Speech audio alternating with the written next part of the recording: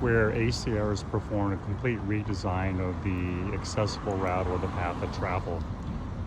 Previously, they've been caught up in multiple ADA lawsuits where they've hired asphalt contractors to perform the work, and it just seems to never end.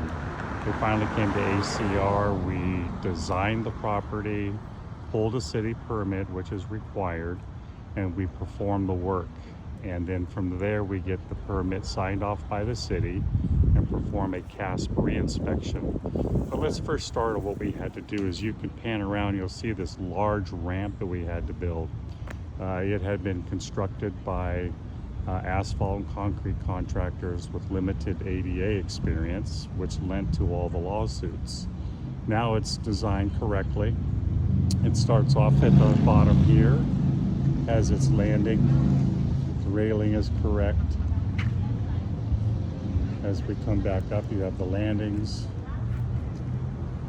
Come back around, slopes back up, and as you can see, it slopes through the angle to the top. Then you come up to the exit and the entrance, where you have a blended transition with the detectable warning domes. You have the level drop-off zone, in which you can't see. You have the 8-foot wide level for the parking for the asphalt, that the vehicle is level before they have the drop-off zone. In addition, from there you have a path of travel. All the percentages are correct. We relocated the accessible parking so that the accessible parking is closest to the entrance. We created a path of travel for the next location for the additionally required accessible parking. And as you pan through the aisle here, you're less than 5% with a 2% cross slope.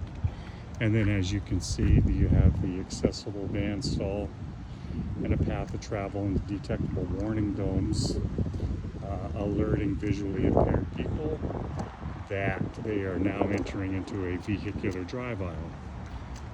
Once again, the level asphalt coming into additional accessible parking stalls, and you can see the slope that we've created. And we had to redesign the entire parking lot, which you can see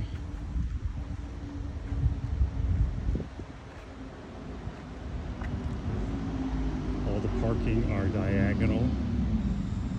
As we pan over, all the new signage.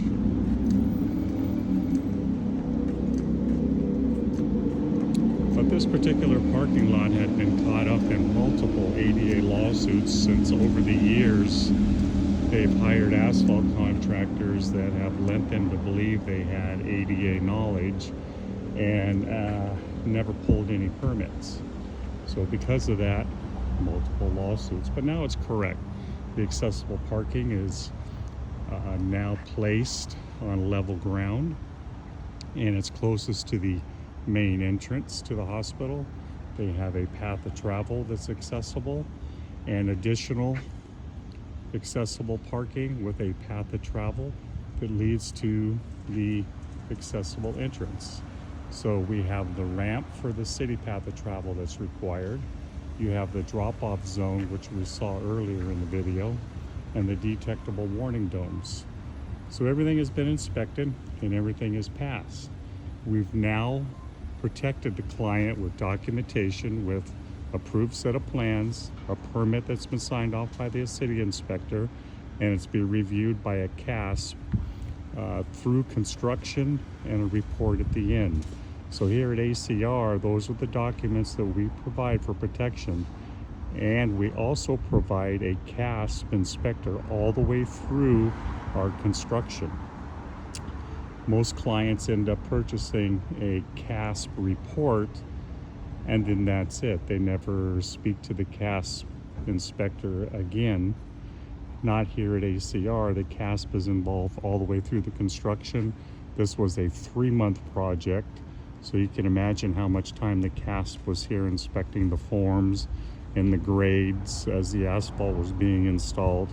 So there's been a lot of time here invested with the CASp, but That's what's necessary to create a functional, accessible project according to federal and California law. So if you want your project done right, call ACR. Thank you.